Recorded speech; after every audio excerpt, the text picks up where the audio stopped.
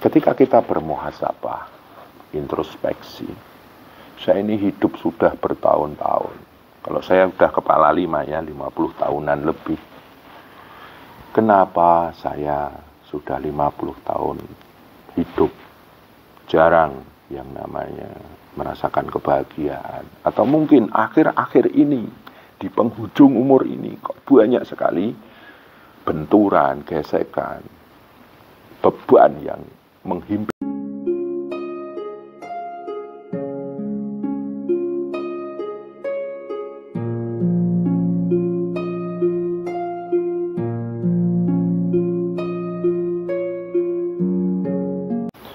Assalamualaikum warahmatullahi wabarakatuh. Saudara-saudara yang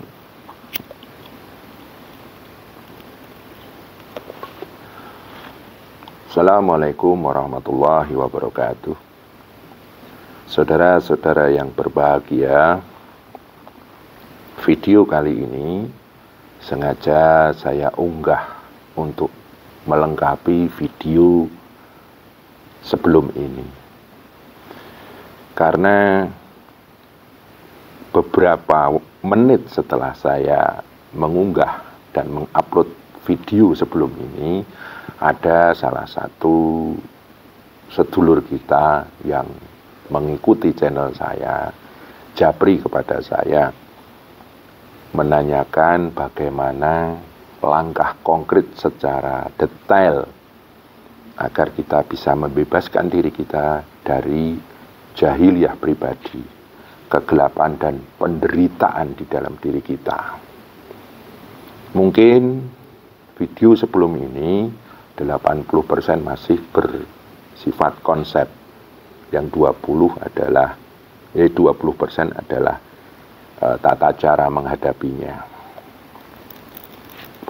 Makanya kali ini saya akan mencoba melengkapinya agar lebih jelas dan bermanfaat ketika kita membahas topik kali ini. Saudara-saudara yang saya muliakan, kegelapan, penderitaan hidup kadang datang itu tidak kita sangka-sangka. Kadang-kadang datang dari hal yang tidak kita sadari. Perbuatan kita, tingkah laku kita, ucapan kita memunculkan satu sebab sehingga kita mengalami satu kegelapan dan penderitaan. Dan jalan itu, maksud saya, jalannya muncul kegelapan dan penderitaan itu banyak sekali. Dan itu muncul dari berbagai macam sudut dalam kehidupan kita. Makanya kita bahas satu persatu, walaupun saya juga mungkin terbatas kemampuan saya untuk menjelaskan itu. Mungkin kita coba kali ini. Yang pertama kali, unsur diri kita adalah hidup kita. Ketika kita bermuhasabah, introspeksi, saya ini hidup sudah bertahun-tahun. Kalau saya sudah kepala 5 ya, 50 tahunan lebih. Kenapa saya sudah 50 tahun hidup jarang yang namanya merasakan kebahagiaan? Atau mungkin akhir-akhir ini, di penghujung umur ini, kok banyak sekali benturan, gesekan, beban yang menghimpit diri kita. Ketika kita hidup, banyak deritanya, banyak gelapnya. Mungkin hidup kita belum diridhoi. Allah belum menurunkan ridhonya kepada hidup kita. Makanya praktek konkretnya adalah coba kita lakukan zikir, menyebut asma Allah, bersyahadat la ilaha illallah, la ilaha illallah, puja-puji dia, subhanallah, alhamdulillah, Allahu akbar. Intinya lakukan zikir yang bisa membuat kita semakin sadar akan Allah, semakin merasa dekat, semakin merasa akrab dengan Allah. Tujuannya adalah agar hidup kita diridhoi. Penderitaan hidup kita, kegelapan hidup kita, karena kita jauh dari Allah dan jauh dengan ridho Allah. Zikir ini bisa kita lakukan sehabis kita sholat 5 waktu. Lakukan zikir. Setelah zikir, cobalah kita berdialog dengan Allah. Ya Allah, lama saya hidup, dan akhir-akhir ini hidup saya penuh dengan beban, penuh dengan masalah, penuh dengan kegelapan. Ya Allah, mungkin saat ini, kali ini, aku menderita, aku merasakan gelap. Mungkin hidupku belum Engkau ridhoi. Maka ridhoilah hidupku, ya Allah. Saya minta ridho atas hidupku selama ini. Nah, bisa nanti diperkuat dengan sholat malam. Atau mungkin sholat duha, kemudian diperkuat dengan puasa sunnah. Tujuannya adalah agar Allah meridhai hidup kita. Dan akhirnya ridho Allah atas hidup kita itu akan bisa meleburkan kegelapan dan penderitaan yang menempel dalam hidup dan kehidupan kita. Berhubungan dengan hidup ini, kita ini punya umur. Mungkin umur kita dari tahun ke tahun itu tidak membangun ridho Allah. Makanya lakukan zikir, lakukan sholat malam, sholat duha, puasa, atau pengendalian diri agar Allah meridai umur demi umur kita. Allah meridai umur yang sudah kita lalui. Dan jangan lupa, lakukanlah istighfar. Kalau berhubungan dengan penderitaan dohir, ucapannya adalah Astaghfirullahaladzim, Astaghfirullahaladzim. Siapa tahu kita banyak melakukan kesalahan-kesalahan dohir, akhirnya hidup kita gelap, hidup kita menderita. Atau mungkin itu karena daya-daya batin kita yang selama ini memunculkan kegelapan dan penderitaan itu. Maka ucapkanlah ya Ghafar, ya Ghafar, ya Ghafar. Kalau urusan dohir itu Astaghfirullahaladzim. Kalau urusan batin ya Ghafar. Nanti bisa juga dilengkapi ketika berhubungan dengan dohir, kita ucapkan Rabbana zalamna anfusana. Ya Allah, aku mendolimi diriku sendiri. Wa illam taghfir lana, kalau engkau tidak mengampuni aku, wa tarhamna, dan mengasihi aku, lanakunana minal khasirin, maka aku adalah orang yang sangat rugi. Itu dalam hubungan dohir. Kalau hubungan batin, mungkin ada daya-daya batin yang enggak bagus, akhirnya hidup kita menderita, gelap. Kita ucapkan Allahu la ilaha illa anta, ya Allah, tidak ada Tuhan selain Engkau. Allahu la ilaha illa anta subhanaka, maha suci Engkau. Inni kuntu minadz zalimin, sesungguhnya aku orang-orang yang mendolimi diriku sendiri.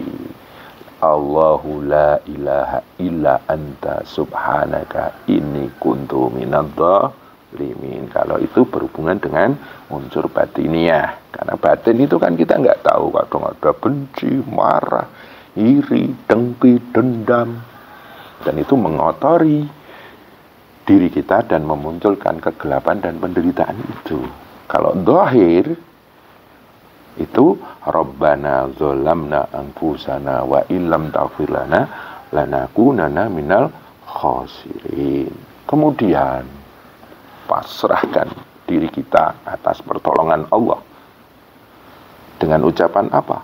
Hasbunallah wa ni'mal wakil, ni'mal maula wa ni'man nasir. cukup Allah yang menjadi pelindungku dan cukup Allah yang menjadi penolongku.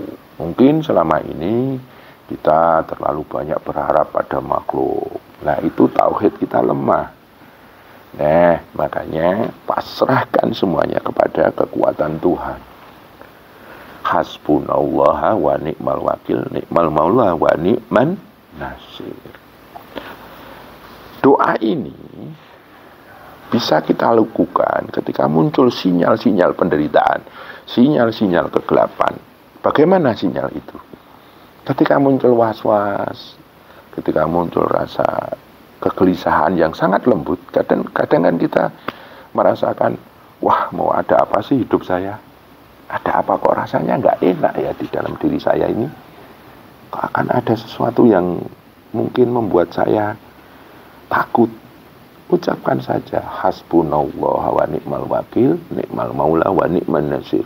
Karena yang kita takutkan adalah ketika kita merasakan gelisah, resah, itu menjadi satu persangkaan. Dan Allah sesuai dengan persangkaan kita. Anna inda dhanni abdi. Ya, seperti itu. Prakteknya adalah dekatkan diri kita dengan Allah dan minta ridho atas hal yang membuat diri kita menderita dan melahirkan satu kegelapan tertentu. Mungkin unsur yang menjadi pintu penderitaan dan kegelapan itu adalah hal yang ada di dalam diri kita dan tidak diridhai oleh Allah atau belum diridhai oleh Allah. Itu tadi berhubungan dengan hidup. Sama saja dengan unsur-unsur hidup. Ketika kita menikah dengan seseorang, kok pernikahannya selalu banyak keributan, banyak ketidakcocokan, pasangan hidup kita terlalu banyak mengecewakan kita, atau mungkin sebaliknya. Di situ kita harus sadar ada kemungkinan bahwa hubungan pernikahan kita itu memang saat itu jauh dari ridha Allah. Makanya lakukan dzikir, lakukan sholat malam, sholat duha, dengan seperti yang saya jelaskan tadi, dengan doa dalam hati kita, ya Allah, mungkin pernikahanku kali ini jauh dengan ridhomu, makanya saya melakukan zikir ini, sholat ini, agar engkau meridhoi pernikahanku, pernikahan kami. Insya Allah, andaikan ridho Allah datang di dalam pernikahan kita, kita akan menjadi orang-orang yang tentram di dalam pernikahan kita, tenang di dalam pernikahan kita, damai di dalam mengarungi kehidupan pernikahan. Begitu juga ketika punya anak, punya keturunan, kok membuat kita resah, galau, gelisah, karena mungkin ada hal yang tidak sesuai dengan harapan kita atas anak turun kita. Tirahatnya sama. Lakukan saja zikir, lakukan sholat malam, sholat tahajud, sholat hajat, sholat taubat, atau mungkin istikharah, atau apalah yang penting kita lakukan sholat malam, sholat duha, atau kalau perlu didorong dengan puasa sunnah. Insya Allah ridha Allah datang di dalam kita berketurunan. Dari apa yang saya terangkan tadi, kita bisa melihat banyak sudut, banyak unsur di dalam diri kita yang membuat diri kita melahirkan kegelapan dan penderitaan. Apa itu? Disitulah titik di mana kita minta ridho pada Allah.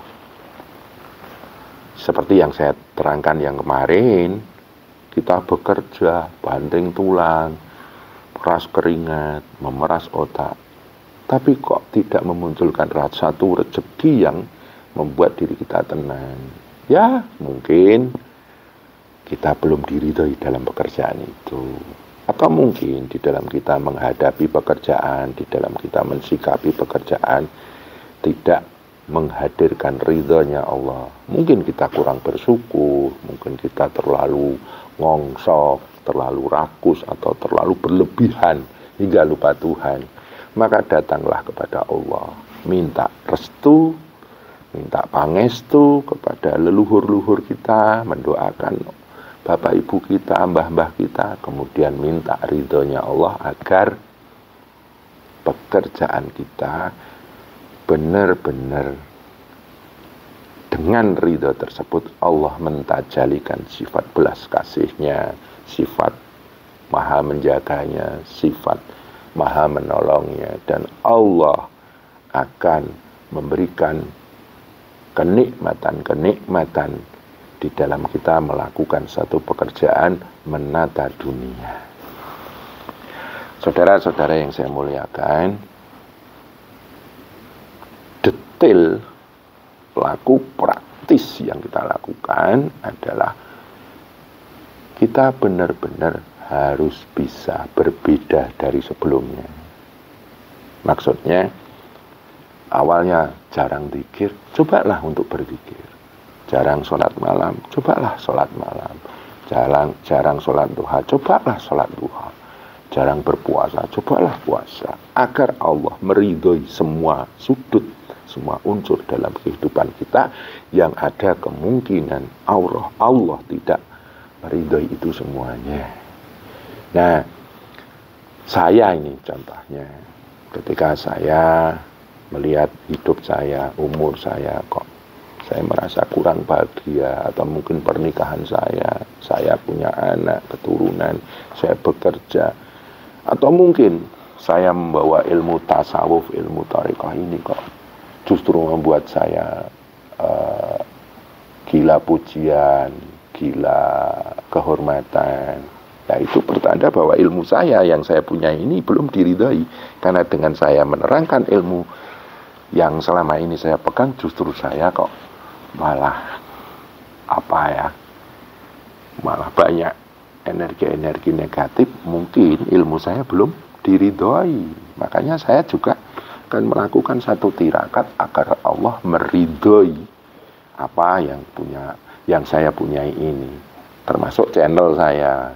Ketika channel saya kok membuat saya resah, gelisah, banyak ujian dan cobaan, mungkin Allah belum ridho dengan channel saya, mungkin manfaatnya kurang. Makanya saya melakukan satu tirakat, taqarruban, mendekatkan diri pada Allah agar ilmu saya, channel saya bermanfaat bagi orang umum dan bermanfaat buat diri saya.